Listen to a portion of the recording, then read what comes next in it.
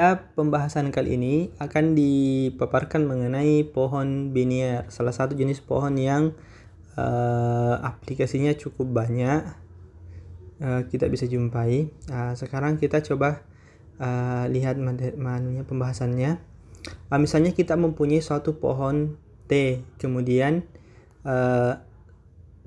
V adalah salah satu titik di T. Jika V adalah titik yang berderajat tidak lebih dari 2, jadi derajatnya V itu tidak lebih dari 2, dan titik T yang lain berderajat tidak lebih dari 3, maka T disebut pohon binier dengan akar titik V. Jadi kalau derajatnya V itu tidak lebih dari 2, kemudian titik yang lain itu tidak lebih dari 3, maka kita katakan V adalah akar dari pohon itu.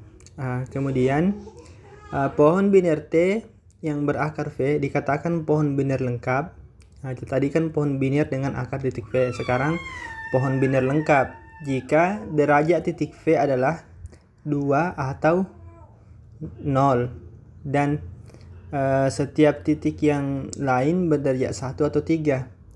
Jadi kalau derajatnya V itu 2 atau 0, kemudian titik yang lain itu berderajat ganjil 1 atau 3, inilah yang kita katakan sebagai pohon binier lengkap. Selanjutnya,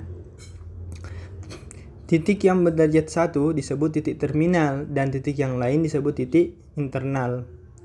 Jadi yang berderajat 1 disebut terminal. Bisa dibayangkan misalnya terminal kan kayak ini, kayak perhentian. Sehingga kalau titik yang berderajat 1 itu kan kita tidak bisa lagi berjalan.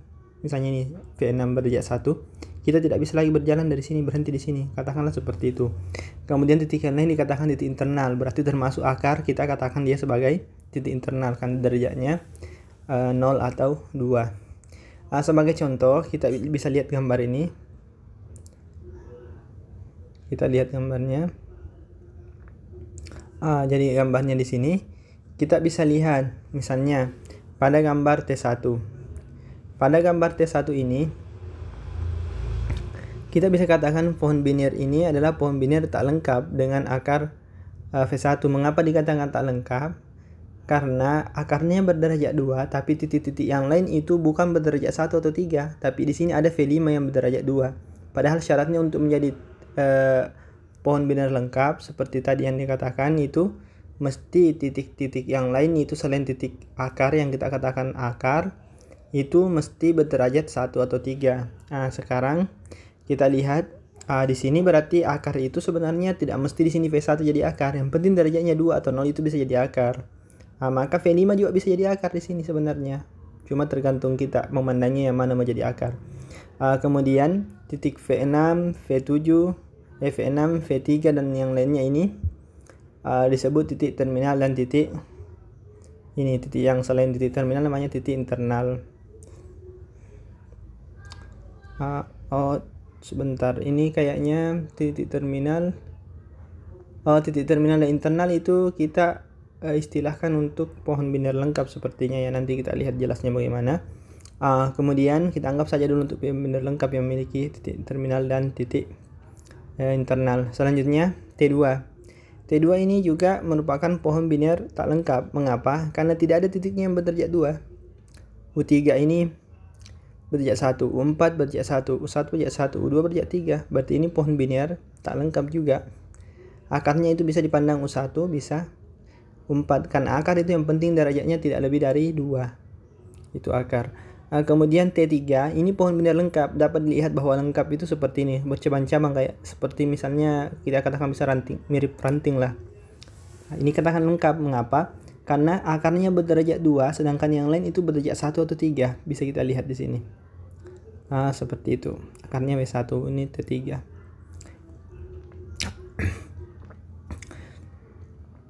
Selanjutnya nanti akan dibahas teorema terkait dengan terkait dengan pohon binier ini, pohon binier lengkap.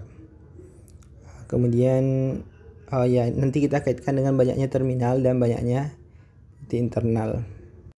Di sini tadi kita akan mempertegas bahwa di sini untuk masalah titik terminal sama internal itu tetap kita istilahkan untuk pohon binier meskipun dia tak lengkap. Jadi ini T1 memiliki titik terminal yaitu V6, V3 dan V4. Sedangkan titik internalnya adalah selain itu V2, V5 dan V1 seperti itu.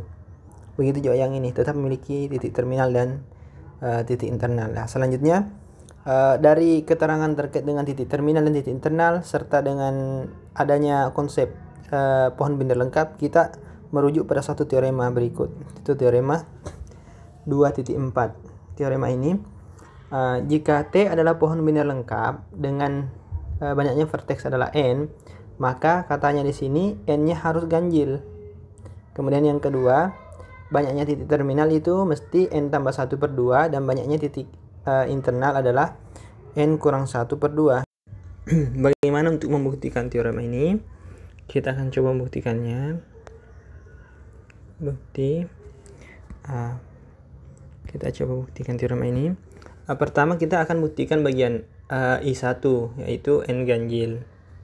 Untuk membuktikan bagian I1 ini, kita perhatikan pohon binder lengkap itu kan dengan n titik, derajat-derajatnya hanya boleh 0 atau untuk akar 0 atau 2.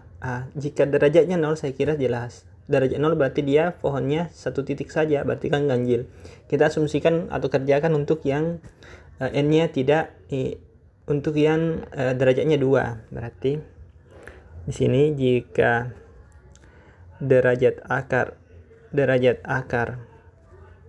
dari T adalah 0, maka jelas n sama dengan 1 ganjil. Yang kedua, jika derajat akar T adalah 2. Sekarang kalau derajatnya adalah 2, menurut definisi pohon binder lengkap, titik selain akar itu hanya boleh berderajat 1 atau 3. Berarti dengan kata lain hanya boleh berderajat ganjil. Seperti itu. Menurut teorema jabat tangan,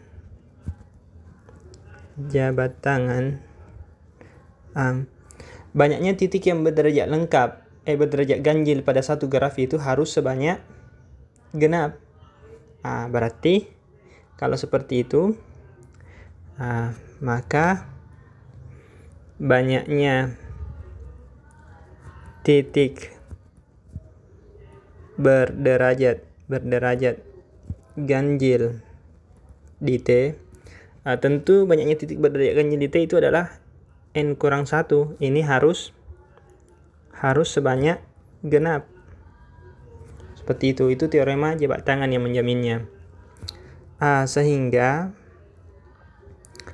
haruslah n ganjil. Saya kira ini cukup jelas. Yang kedua, untuk membuktikan I2 dan I3, kita asumsikan dulu, misalkan banyaknya titik terminal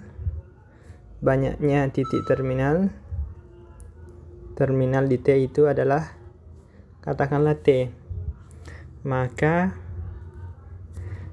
banyaknya titik internal mestilah n kurang T.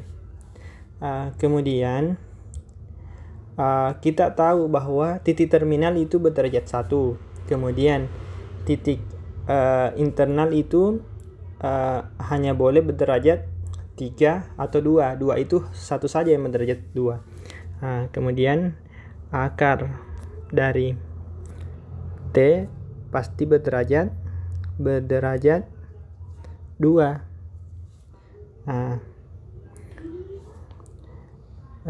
Terminal berderajat 1 dan internal selain akar itu berderajat 3. Akibatnya apa? Akibatnya kita bisa tinjau total derajatnya seperti apa. Sebentar kita cek dulu. Akibatnya, menurut teorema, banyaknya sisi pada pohon kan itu n-1. Berarti E dari T itu pasti n-1. Dan juga menurut teorema yang lain, yaitu total derajat sama dengan 2 kali sisi. Kalau tidak salah ini adalah akibat dari teorema jabat tangan. Kita bisa peroleh baik. Dan menurut teorema jabat tangan, kita juga peroleh kesimpulan bahwa nantinya itu total derajat V elemen titik di T ini nanti dv nya itu sama dengan 2 kali sisi, berarti 2 kali n-1, 2 kali n-1. Di lain pihak juga diperoleh menurut ini sifat-sifat dari titik terminal dan titik internal. Kita juga peroleh begini: sigma V elemen titik di pohon dv itu sama dengan titik terminal. Derajatnya titik terminal berapa? Derajat titik terminal itu 1, berarti 1 kali T ditambah derajat akar. Derajat akar adalah 2, berarti tambah 2 ditambah derajat dari titik selain akar dan titik terminal itu berderajat 3, yang titik internal maksudnya, selain akar derajat 3. Berarti banyaknya titik yang bukan akar dan bukan titik terminal adalah n kurang T dikurangi akarnya 1. Berarti ini n kurang T kurang 1 kali 3 karena derajatnya 3. Kita peroleh hasil 1 kali T, T2. Di sini T tambah 2 tambah 3N kurang 3T kurang 3, berarti hasilnya sama dengan 3N, ini 3N, ini kurang 2T, terus kurang 1. Ini menurut hasil yang di sini, ini katanya adalah ini nanti diperoleh di sini 2 kali n kurang 1, seperti itu. Diingat di sini bahwa T itu adalah banyaknya titik terminal, jadi itu yang kita cari dulu. Sehingga kita peroleh nanti di sini modelnya adalah 2n kurang 2 sama dengan 3n kurang 2t kurang 1. Akibatnya kalau kita katakan di sini 2t sama dengan, berarti di sini 3n jadinya n, di sini menjadi tambah 1 karena minus 2 minus 1. Akibatnya kita peroleh banyaknya titik terminal adalah n tambah 1 per 2. Saya kira ini cukup jelas terbukti. Ya betul, ini sudah betul terbukti. Ini sudah selesai terbukti. Untuk I3 nya ya tentu ini hasilnya langsung. Banyaknya titik terminal, banyak titik internal kan sama dengan banyaknya titik dikurangi titik terminal, berarti banyak titik terminal ya, internal di sini banyaknya titik internal itu adalah